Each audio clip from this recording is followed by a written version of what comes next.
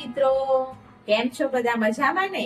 તો આજે આપણે આપણી રેસીપીમાં રોની રેસીપી વ્લોગમાં લઈને આવ્યા છે ઇન્સ્ટન્ટ રાયતું.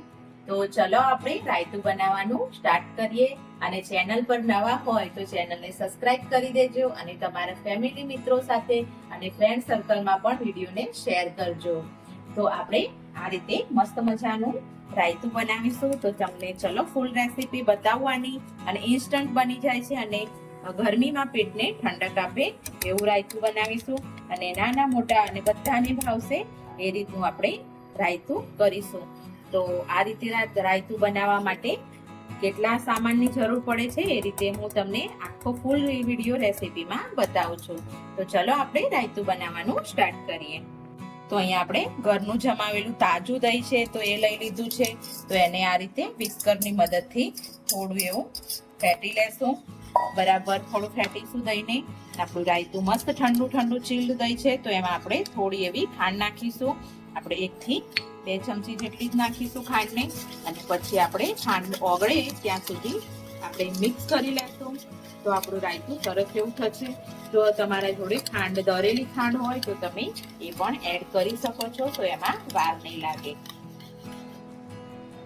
તો અહીંયા આપણે સ્વાદ પ્રમાણે થોડું એવું મીઠું એડ કરીશું.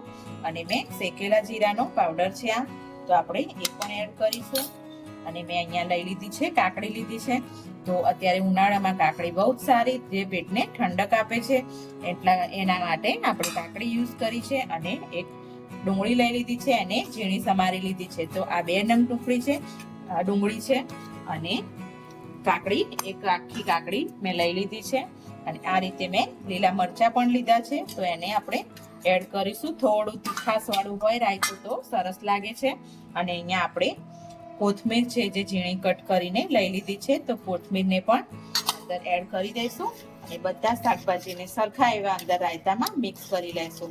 જો તમારી પાસે ગાજર, કેપ્સિકમ એ બધું તમને ભાવતું હોય અને ઘરમાં અવેલેબલ હોય તો તમે એડ કરી શકો છો.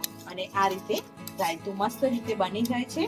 અને હવે આપણે આને સર્વ કરી લઈશું. તો છે ને ઇન્સ્ટન્ટ અને તરત જ બની જાય એવું, ગરમીમાં પેટને ઠંડક આપે એવું રાયતું બનીને તૈયાર થઈ જાય છે થોડીક જ વારમાં.